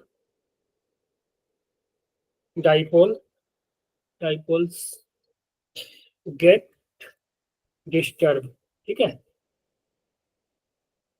disturb, ठीक है। और इस डिस्टर्बेंस के कारण क्या होगा, disturb, due to this I decrease, ठीक है, इंटेंसिटी ऑफ मैग्नेटाइजेशन क्या होगा, डिक्रीज होना शुरू होगा। क्लियर है? Yes sir. Yes, sir. ठीक है। सर ये थर्मल एजिटेशन, क्या सर ये थर्मल मान लो एजिटेशन ना, क्या है? थर्मल, देखो थर्मली क्या होगा ना, एक तरह से मान लो कि टेम्परेचर के कारण, ठीक है, इसमें क्या होगा, वाइब्रेशन वगैरह होगा, ठीक है ना, वो जो भी डाइपोल है ना, उसमें वाइब्रेशन वगैरह होगा, उस वाइब्रेशन के कारण, ठीक है, यहाँ पे वाइब्रेशन ही लिख लेते हैं, ड्यू टू थर्मल वाइब्रेशन, ठीक है, थर्मल वाइब्रेशन लिख लो, ठीक है, वो डाइपोल क्या होगा, डिस्टर्ब होगा, और उस डिस्टर्बेंस के कारण क्या होगा, इंटेंसिटी ऑफ मैग्नेटाइजेशन जो आई वेक्टर है वो क्या होगा, डिक्रीज होगा, ठीक है, I yes decrease sir. for a given value of h, या for a given h, ठीक है, उस h के कारण क्या होगा, आई डिक्रीज हो जाएगा, जो कि मान लो कि कम टेम्परेचर पे जो आई था, ठीक है, किसी पर्टिकुलर एच पे अगर टेम्परेचर बढ़ा है तो आई क्या होगा, उसके लिए घटना शुरू हो जाएगा, ठीक है, यस सर। आई क्या होगा, डिक्रीज होना शुरू होगा। और ये जो है ना, ये सिर्फ पैरा और फेरो के लिए ही सही है, ठीक है, पैरा और फेरो के लिए ही सही है। क्यूरीज लॉ, डाया का इस पे कोई भी इफेक्ट नहीं होता है, ठीक है, क्योंकि डाया पे तो इंडिविजुअल जीरो ही है पहले ही, ठीक है, डाइपोल्स का, समझ गए। तो यस इसमें जो है ना, यस सर, डाइपोल इसके लिए डाया के लिए कोई भी कंडीशन नहीं है, it is not valid for diamagnetic material, ठीक है, क्या ऐसे लिख देते हैं।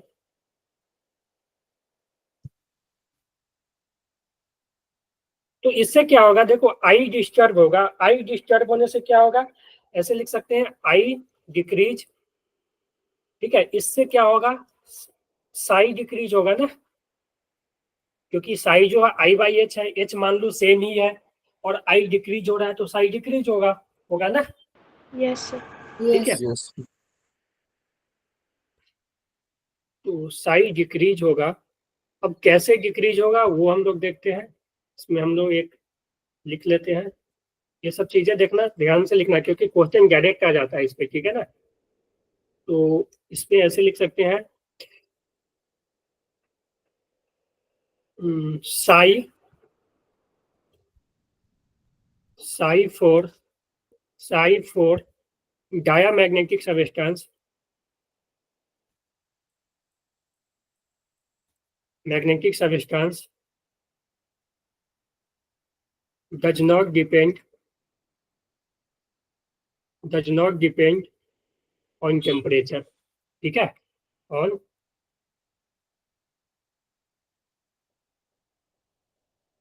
यानी डायामैग्नेटिक सबस्टेंस अगर मान लो किसी पर्टिकुलर टेम्परेचर पे उसका अगर साइज साई है, ठीक है, तो अगर मान लो टेम्परेचर बढ़ाओगे या घटाओगे, ठीक है, तो उसका साइज चेंज नहीं होगा, अगर साइज जितना है वही रहेगा, ठीक है, हमेशा किसी भी टेम्परेचर पे, क्लियर है। Yes yes sir, Yes, sir. अब हम आगे लिखे, फोर पैरामैग्नेटिक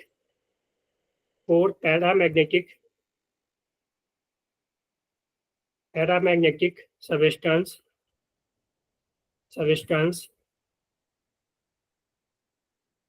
सबस्टेंस जो साई जो होता है ना, वो साई इन्वर्सली प्रोपोर्शनल होता है टेम्परेचर का, ठीक है, कि टेम्परेचर बढ़ेगा तो साई घटेगा, टेम्परेचर घटेगा तो साई बढ़ेगा, या हम इसको ऐसे लिख सकते हैं, psi is equal to C by T, ठीक है, टी टेम्परेचर है और टेम्परेचर को केल्विन में लेना है, ठीक है, केल्विन, टी टेम्परेचर है, और जो सी है ना अपना, उसको सी को बोलते हैं क्यूरिज कांस्टेंट, ठीक है,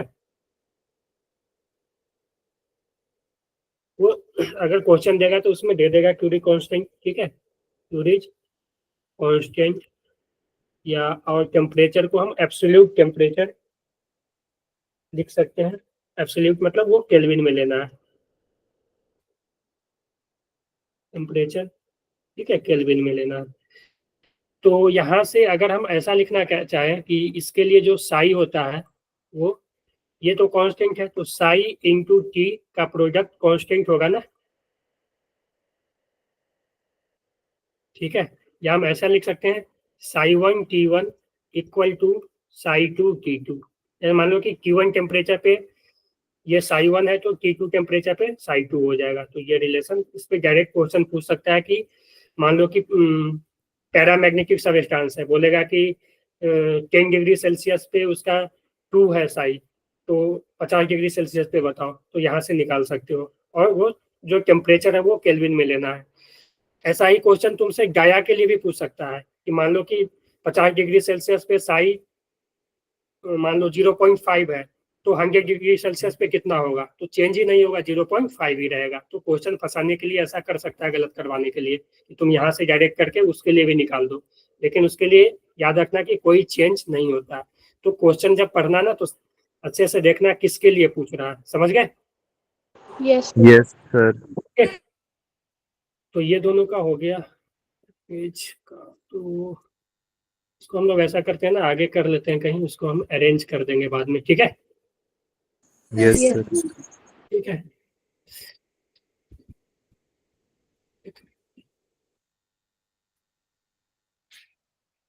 ये तो family है।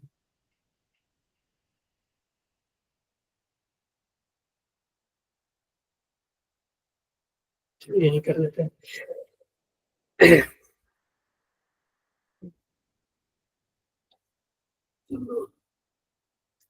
टॉपिक क्या था अपना?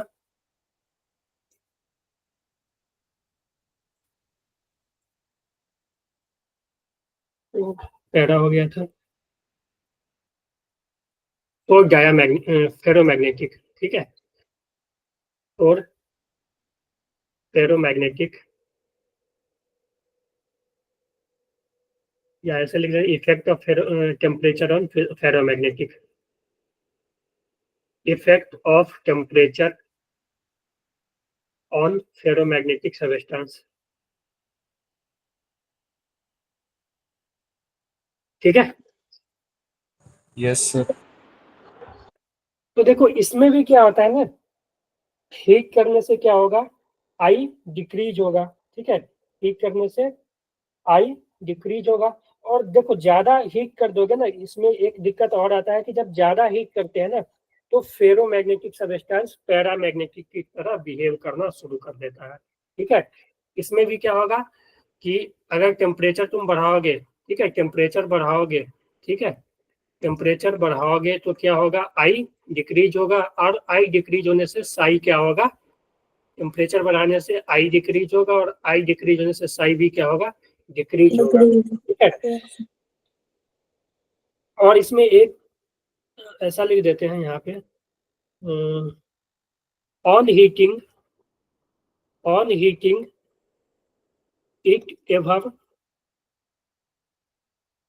इट एभव या टू लिख देते हैं, एट टू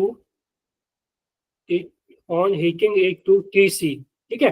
टीसी को एक देखो एक टेम्परेचर डिफाइन किया गया है, क्यूरी टेम्परेचर, ठीक है, वो फेरोमैग्नेटिक के लिए डिफाइन किया गया है कि एक टेम्परेचर के बाद वो क्या होता है, पैरामैग्नेटिक की तरह बिहेव करना शुरू कर देता है, और उस टेम्परेचर को बोलते हैं क्यूरी टेम्परेचर, वही है टीसी। टीसी क्या है, क्यूरी टेम्परेचर, इट चेंज या इट बिहेव, चेंज ही लिख देते हैं, इट चेंज टू पैरामैग्नेटिक, ठीक है, इट चेंज टू पैरामैग्नेटिक, ठीक है, यस समझे? Sir. Yes sir. Yes, sir. तो देखो टीसी पे नहीं होता है, ठीक है, ऑन फर्दर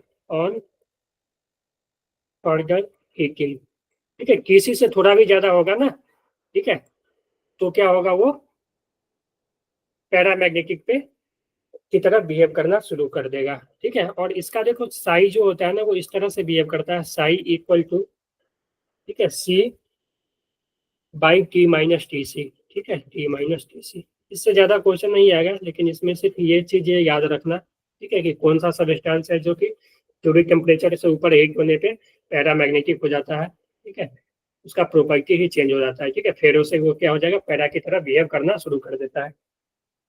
टीसी फिर वही है, टीसी जो है क्यूबिक टेम्परेचर है, क्लियर है। Yes sir. तो इसका जितना भी थ्योरी था हम लोगों ने कर लिया, कुछ और बचा हुआ है वो देख लेते हैं, यहाँ पे लिखा हुआ है, ठीक है, वो सब चीजें वही है जो हमने बताया, देखो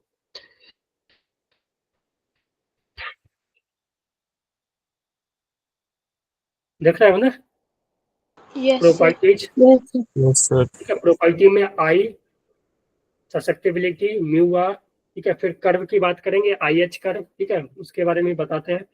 डाया, सबसे पहले डाया पैरा फेरो, ठीक है, फिर यहाँ पे भी है डाया पैरा फेरो, ठीक है, ये प्रॉपर्टी है, ठीक है।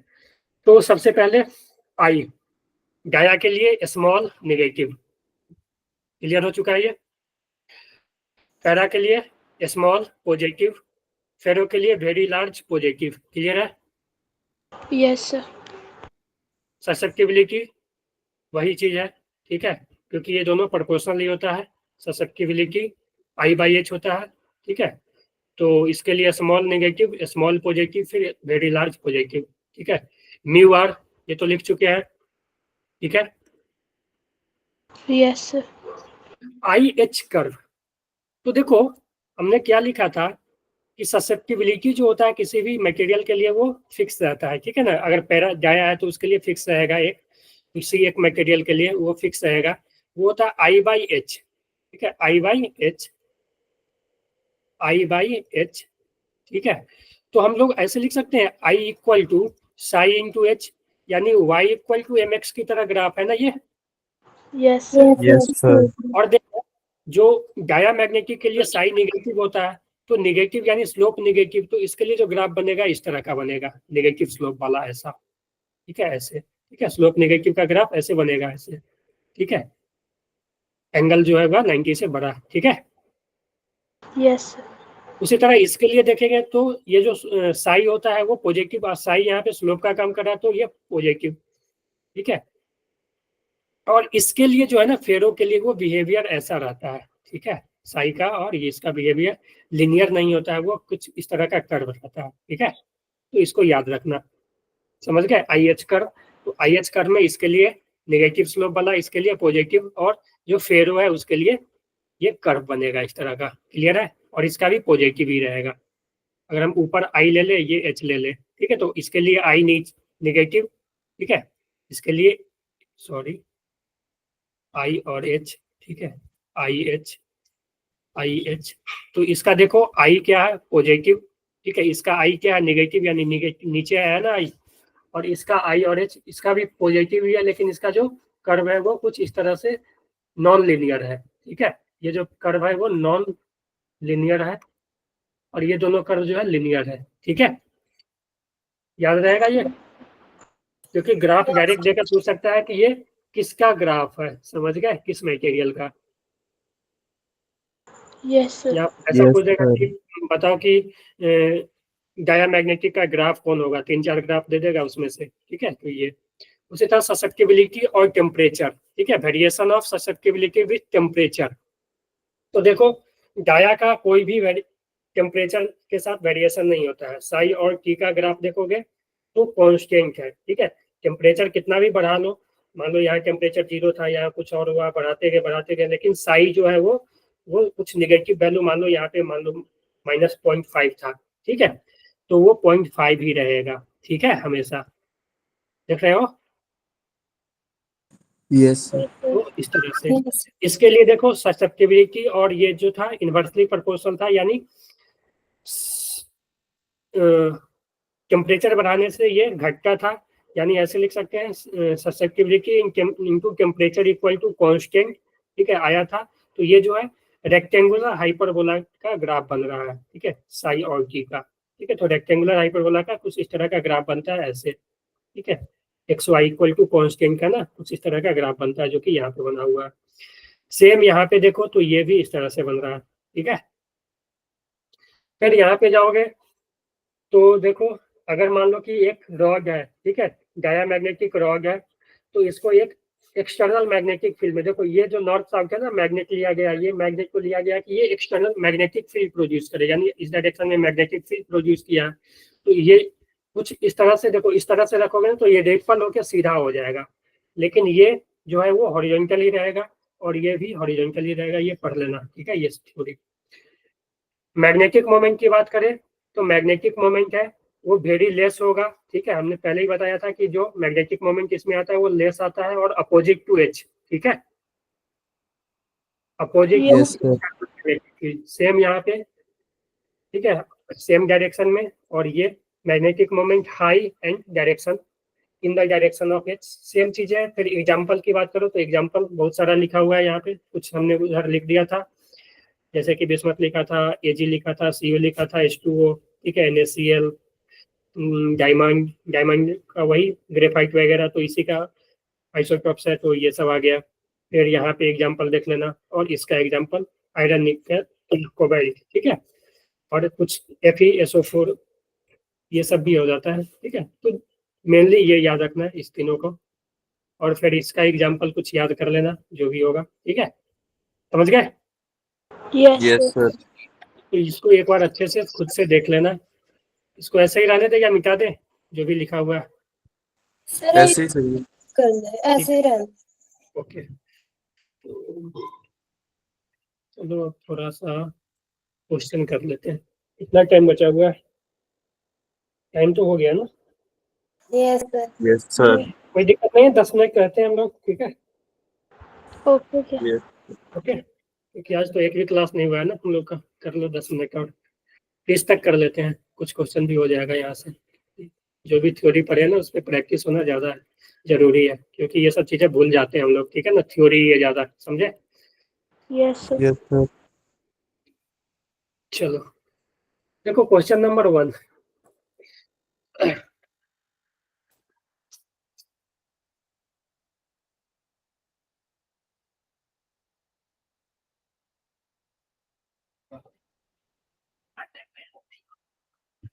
देखो इसमें बोला है magnetic susceptibility of paramagnetic substance. Para की बात किया है, ससेप्टिबिलिटी साई दे दिया है 3 × 10⁻⁴, ठीक है।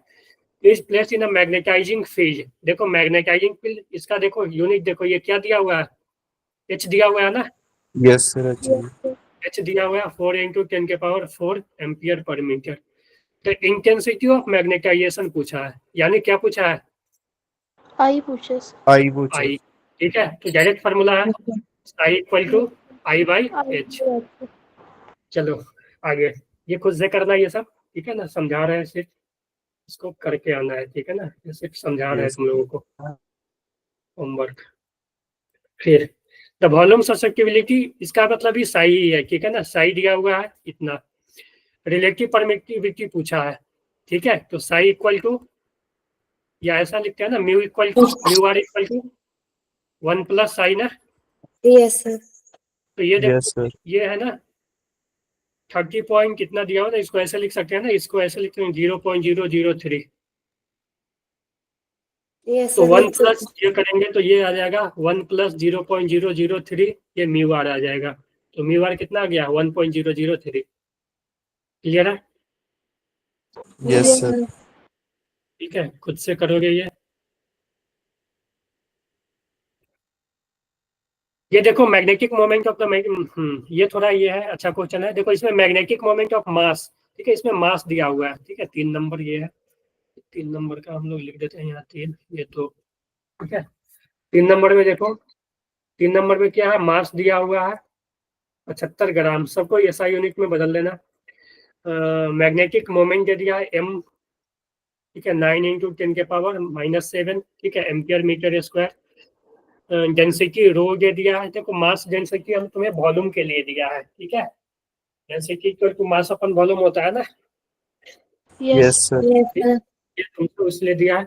और पूछा है इंटेंसिटी ऑफ मैग्नेटाइजेशन। तो intensity of magnetisation magnetic moment के टर्म में कैसे लिखते हैं, magnetic moment per unit volume ना, डिफाइन किए थे ना यहीं पे, ठीक है। Magnetic moment per unit volume intensity of magnetisation, ठीक है।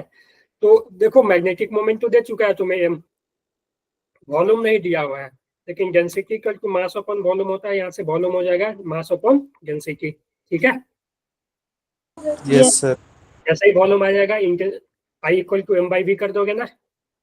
Yes, Yes, sir. sir. तो देखो इसमें ना इजी ही क्वेश्चन पूछता है, लेकिन टफ इसलिए हो जाता है ना, चीजें याद नहीं रहती है, टर्म्स बहुत ज्यादा है, ठीक है, और थियोरेटिकल टर्म भी है तो याद नहीं रहता, इसलिए थोड़ा टफ हो जाता है, ठीक है ना।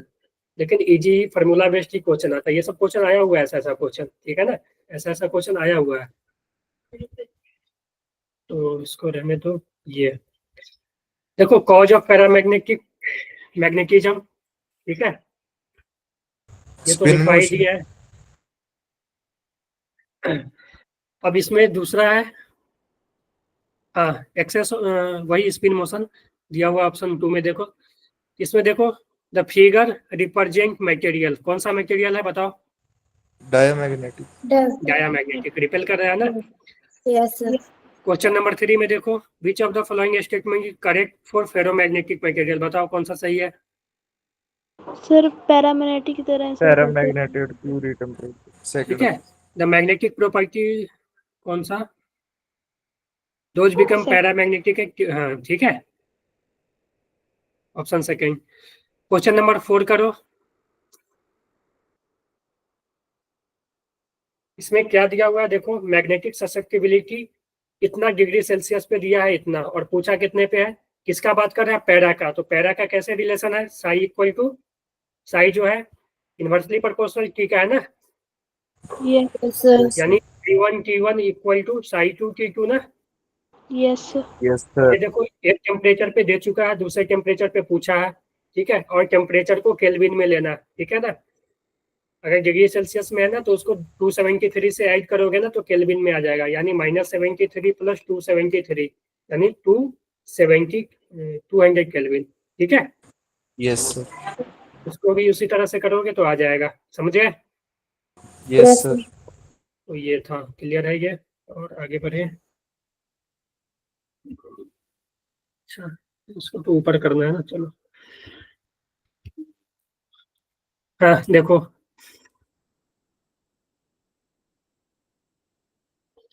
ये तो फार्मूला ही है डायरेक्ट। फिर इसमें देखो, दूसरा देखो, दूसरा में कौन सा सही है।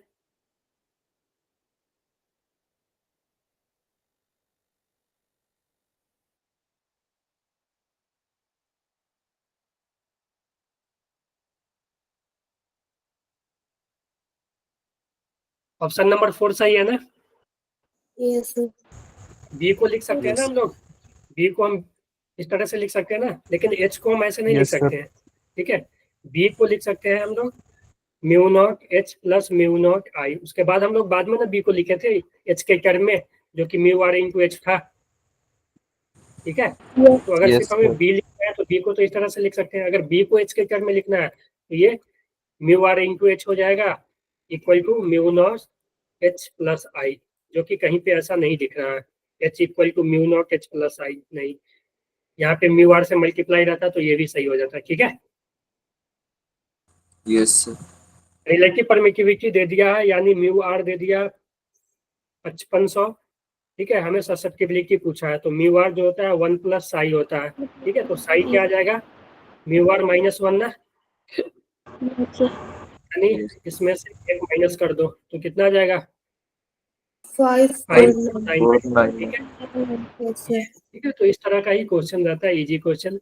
और क्वेश्चन अगले क्लास में हम लोग कर लेंगे, ठीक है। इसका जो भी है वो खुद से कर लेना तुम लोग, क्लियर है। Yes Yes, sir. sir. Okay,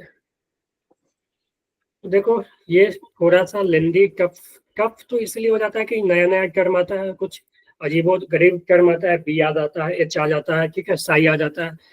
लेकिन हम लोग अच्छे से ये चीजें देख लिए हैं, ठीक है। कोई कंफ्यूजन हो तो बोलो अब इसमें, नो सर। No, sir. ठीक है। ग्राफ वगैरह भी क्वेश्चन आ सकते हैं, इसलिए ग्राफ को अच्छे से देख लेना, ठीक है ना, ग्राफ को अच्छे से देख लेना, ओके। क्लियर है। Yes, sir. Yes, sir. Okay, Yes, चलो sir. एक मिनट रुक जाना। इसको ऊपर करना है ना।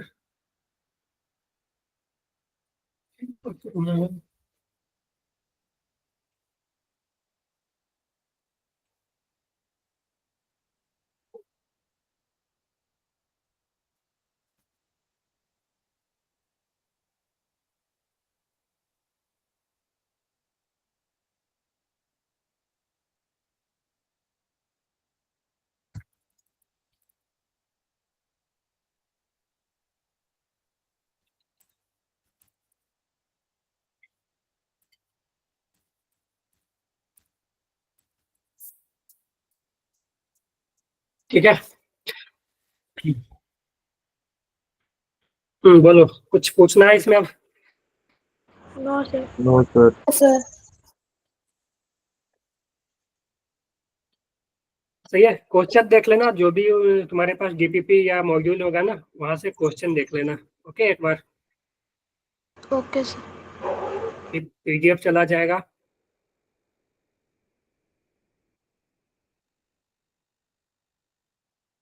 हाँ जी, किसी को कुछ भी पूछना हो तो बोलो।